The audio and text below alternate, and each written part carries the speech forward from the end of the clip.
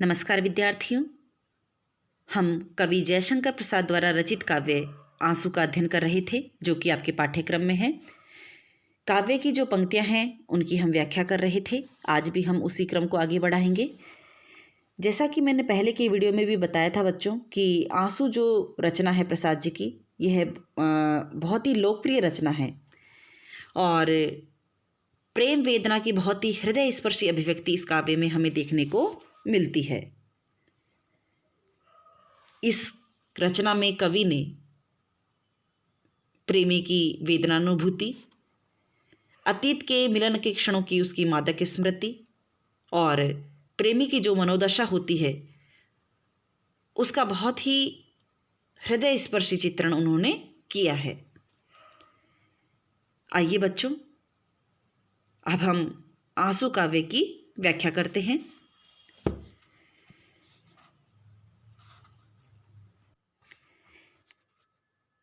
यह पारावार तरल हो, फैनिल हो गरल उगलता, मथ डाला किस तृष्णा से, तल में बड़वानल जलता।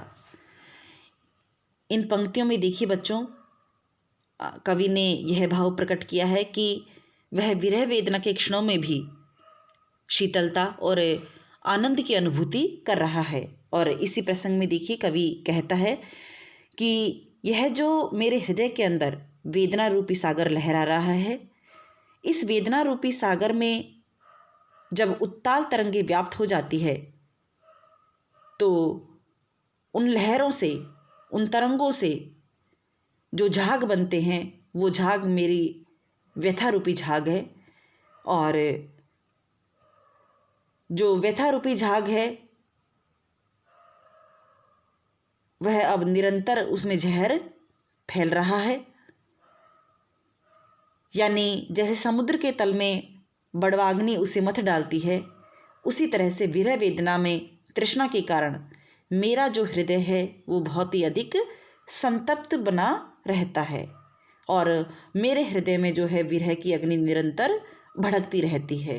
यानी विरह वेदना में मैं निरंतर तपता रहता हूँ। निश्वास मलय में मिलकर छायापत छू आएगा, अंतिम किरणें बिखराकर हिमकर भी छिप जाएगा। कवि कहता है कि विरह वेदना में जो मेरी हालत हो रही है, जो मेरी दशा हो रही है,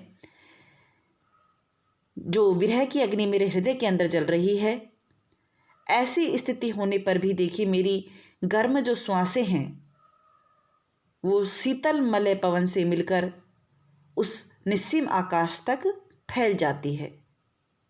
और ऐसा हो जाने से देखिए आकाश में जो चंद्रमा है उसकी किरणें जो है वो अस्त होने लगती है, यानी चंद्रमा भी जो है वो, उसकी किरणें भी जो है वो छिपने लगती है।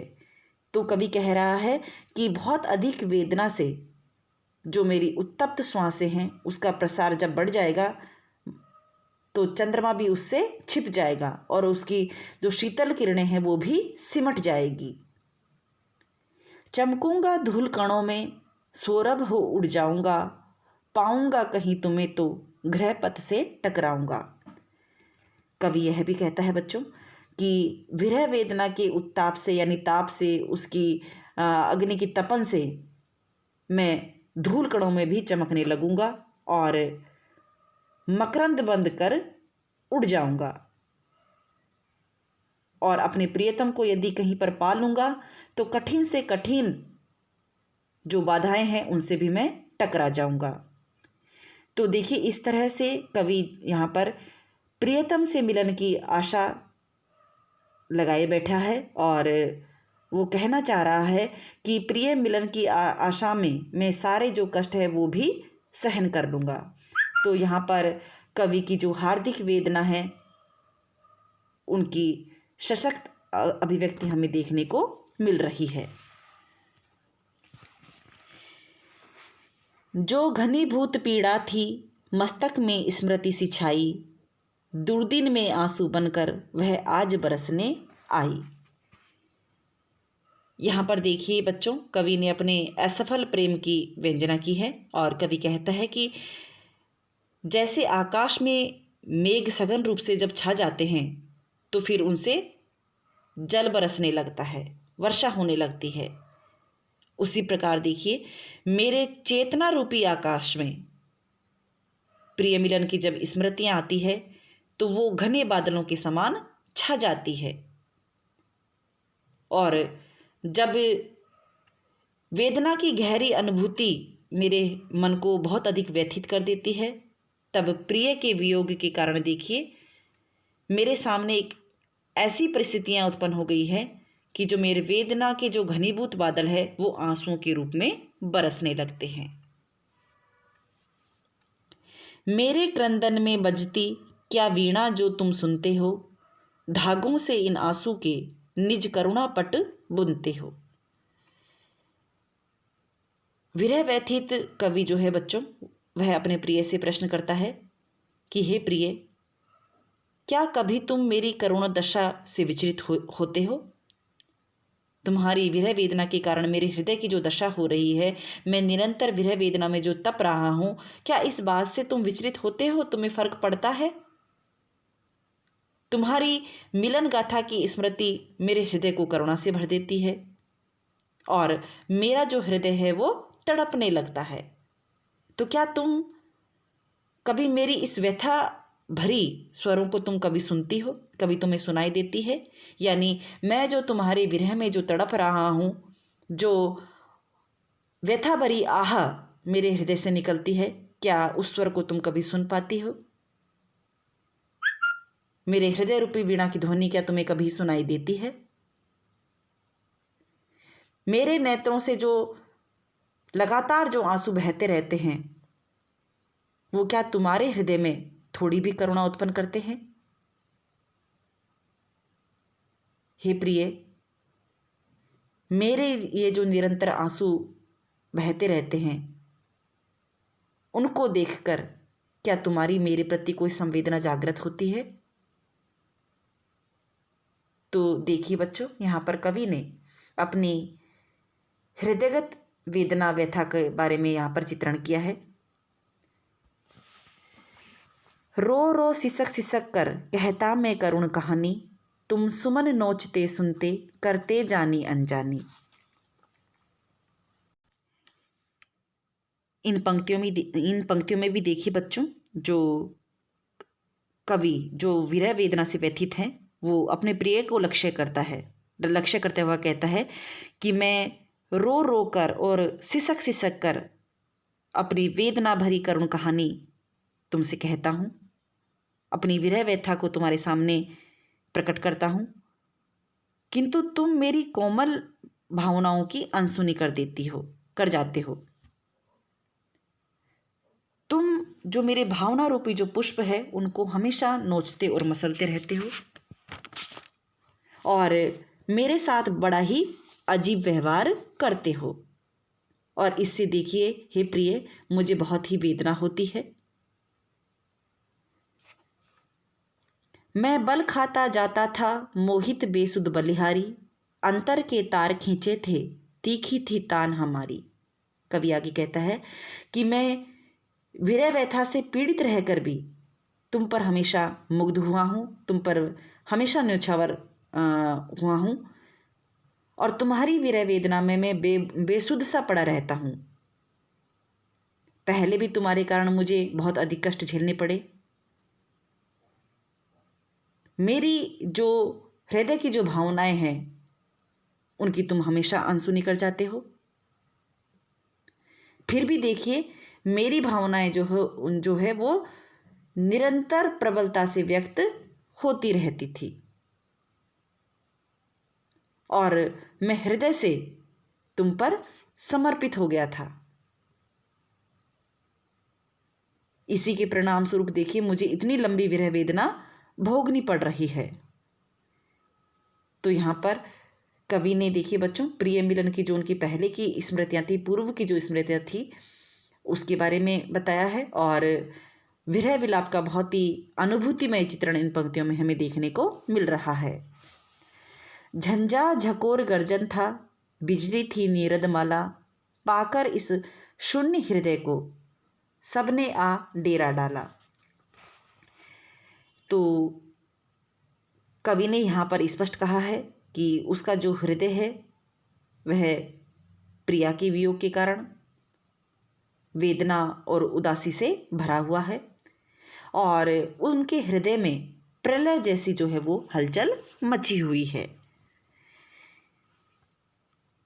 कवि कहता है बच्चों यहाँ पर कि जिस प्रकार शांत और बहुत ही निर्मल आकाश में जब आंधी तूफान आ जाता है तो उस निर्मल आकाश में आंधी तूफान से प्रताड़ित होकर मेघमालाएं चारों ओर से घिरकर सघन रूप से छा जाती है और उनके टकराने से गंभीर गर्जन होता है, बिजली चमकती है और जो बिजली है वो वातावरण को चकाचौंध से भर देती है, घनघोर वर्षा उस समय होने लगती है। तो उसी प्रकार देखिए मेरे हृदय के इस शून्य आकाश में जब मेरी प्रियतमा की मधुर स्मृतियाँ आती है तो वो इतनी तीव्रता से मेरे हृदय में हलचल मचा देती है कि मेरी जो प्रिया है उसके जो काले घने केस है वो मेघमाला के समान मेरे हृदय में एक बिजली सी उनको देखकर कौंधने लगती है। मेरा जो शांत हृदय है वो प्रियतम की स्मृतियों की हलचल से भर जाता है और इनका मेरे हृदय पर बहुत ही प्रलय जैसा प्रभाव पड़ने लगता है। यानी जब भी कवि जो है वो अपनी प्रियतमा को याद करता है, जब उसके घने काले केश उसकी स्मृति में आते हैं तो उसके हृदय में बहुत ही हलचल मच जाती है।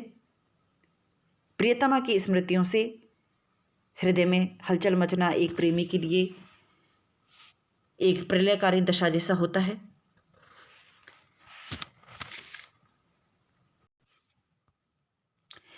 घिर जाती प्रलय घटाएं कुटिया पर आकर मेरी, तम चूर्ण बरस जाता था छा जाती अधिक अंधेरी। कवि कहता है कि मेरे शांत हृदय में जब प्रियतमा की स्मृति आती है तो मेरे वेदना रूपी जो बादल है वो इतने सघन हो जाते हैं कि उनसे प्रलय के समान जो है वो अंधकार फैल जाता है। मेरी वेदना से मेरा हृदय उमड़ घुमड़ करने लगता है और वेदना की उमड़ घुमड़ के कारण मेरे हृदय रूपी जो कुटी है वो निराशा रूपी अंधकार से भर जाती है और यह निराशा रूपी अंधकार आशा रूपी प्रकाश को रोक देता है। इस प्रकार मेरी वियोग जो वेदना है वो गहन अंधकार के समान अधिक सघन रूप से छा जाती है। तो देखिए बच्चों यहाँ पर झंझा बिजली ये जो आए हैं ये उदासी और वेदना के प्रतीक के रूप में यहाँ पर आए हैं।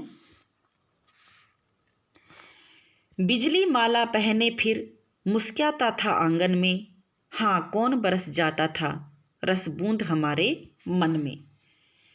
इसमें कवि ने देखिए अपनी प्रेमिका के साथ अपने मधुर संबंधों का स्मरण किया है और उसे लक्ष्य करते हुए कवि कहता है कि हे प्रिय, जब तुमसे मेरा मिलन हुआ था उस समय सारा जो वातावरण था वो बहुत ही सुखदायक बन गया था और उस समय बादलों की घटा भी बिजली की माला पहनकर मेरे हृदय रूपी आंगन को आलोकित करती थी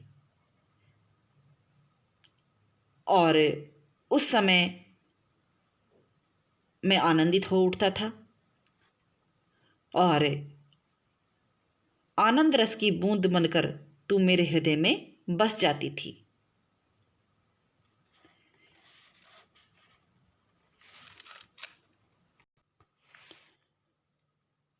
तुम सत्य रहे चिर सुंदर मेरे इस मिथ्या जग के, थे केवल जीवन संगी कल्याण कलित इस मग के। कवि कहता है कि यद्यपि यह जो संसार है वह एक भ्रम जैसा ही है, सत असत से परे यह संसार है और ये एक भ्रामक प्रतीति ही हम इसको कह सकते हैं।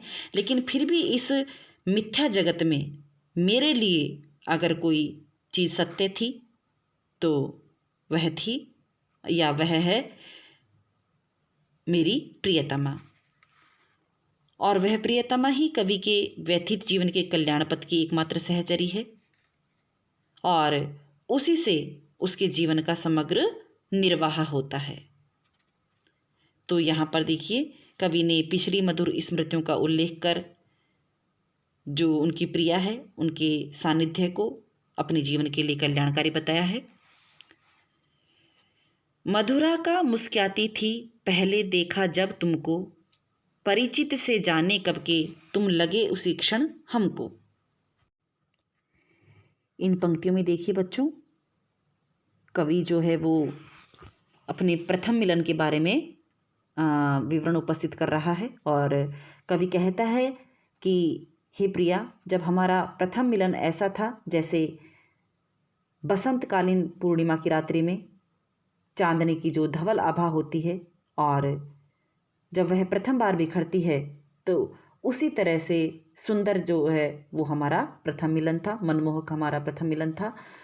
और जब तुम मेरे जीवन में पहली बार आई थी तब मुझे ऐसा प्रतीत हुआ था कि मानो मेरी निराशाओं का जो अंधकार है उसमें कहीं पूर्णिमा रूपी जो चांदनी है वो उसका प्रकाश फैल गया है।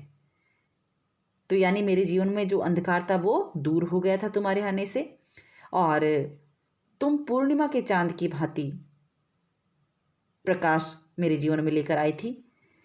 यद्यपि तुम्हारा और हमारा वह जो प्रथम मिलन था, फिर भी ऐसा लगता था कि मानो हम एक दूसरे को जन्म जन्मांतर से जानते हों। कविता या जो काव्य है आंसू, उसकी पंक्तियाँ की हम आगे भी व्याख्या करेंगे बच्चों। आज के लिए इतना ही, धन्यवाद।